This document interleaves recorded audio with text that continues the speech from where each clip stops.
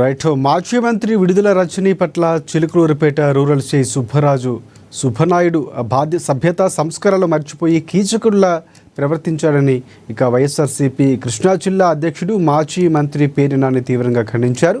చిలుకలూరిపేటలో మాజీ మంత్రి విడుదల రజనీ నివాసానికి వెళ్లి ఆమెను పరామర్శించారు పేర్ని నాని. సిఐ సుబ్బారాయుడు పశువులా ప్రవర్తించారు. కుటుంబ సభ్యులు సిఐకు అన్నంతో పాటుగా సంస్కారం కూడా పెట్టాలి. వైఎస్ఆర్సీపీ శ్రేణులపై అక్రమ కేసులు బనాయిస్తున్నారు. శ్రీకాంత్ అరెస్టుపై కోర్టును ఆశ్రయిస్తాం అని స్పష్టం చేశారు.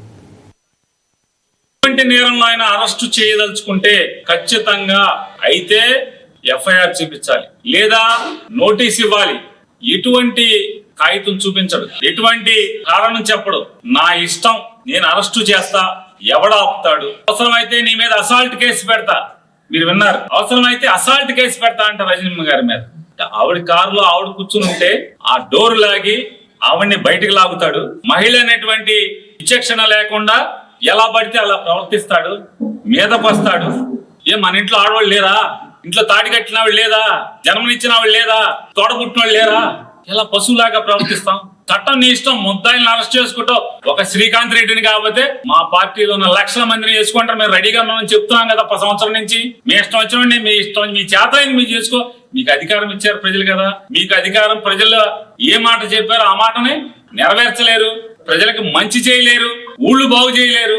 ఏం చేస్తారా అంటే వైఎస్ఆర్ కాంగ్రెస్ పార్టీ వాళ్ళని అరెస్ట్ చేస్తారు, చూసుకోండి, మేము రెడీ అంటున్నాగా.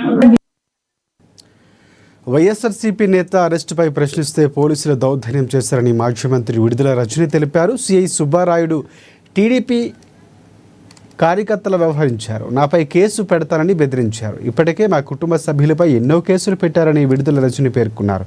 మాజీ మంత్రి విడుదల రజనీపై పోలీసులు దౌర్జన్యం చేశారు. పల్నాడు జిల్లా మానకొండవారి పాలెంలో ఒక కుటుంబాన్ని పరామర్శించేందుకు వెళ్లిన విడుదల రజనీపై పోలీసులు అనుచితంగా ప్రవర్తించారు. ఓ కుటుంబాన్ని పరామర్శించడానికి కొంతమంది అనుచరులతో విడుదల రజనీ వెళితే అక్కడకు పోలీసులు భారీగా చేరుకొని నానా హంగామా సృష్టించారు.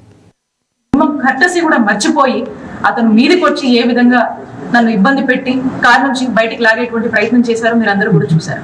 పైగా మీరు ఇంకా ఇలానే కనుక ఉంటే మీ మీద అసాల్ట్ కేసులు కడతాము ఇంకేదో అని చెప్పి థ్రెటనింగ్ మోడ్ లోనే మీరందరూ చూశారు. అప్పటికి ఎక్కడ కూడా బ్యాలెన్స్ తప్పకుండా మాక్సిమం బ్యాలెన్స్ సిఐ గారు ఏంటిది, సిఐ గారు అని చెప్పి తనకిచ్చే మర్యాదలో ఎక్కడ కూడా తగ్గకుండా సిఐ గారు ఏంటిది అని అంటానే ఉన్నా. ఏ మాత్రం కూడా పట్టించుకోకుండా ఏ విధంగా కారులోకి ఆయన జొరబడే ప్రయత్నం చేస్తూ ఈ విధంగా అరెస్ట్ చెయ్యొచ్చా అనేటువంటి ఒక అరెస్ట్ గా ఈరోజు ఈ రాష్ట్రంలో ఈ అరెస్టును మనం చూడొచ్చు.